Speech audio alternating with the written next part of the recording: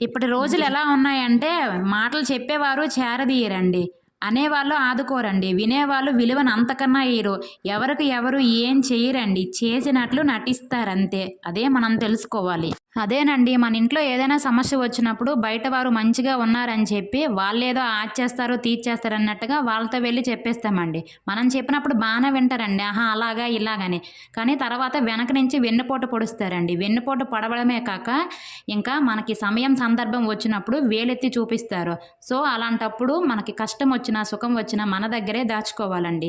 మన సంతోషాన్ని కూడా చూసి ఓర్వలేని వారు చాలా మందుంటారండి. కష్టం వచ్చింది కదా అని కుమిలిపోకూడదు. సంతోషం వచ్చింది కాదని ఎగిరి గెంతేయకూడదండి. కష్టాలు ఎవరికీ ఎప్పటికీ ఉండిపోవండి. ఎప్పటికో ఒక రోజుకి అందరికీ మంచి రోజులొస్తాయి. సరే ఇదంతా వదిలేయండి.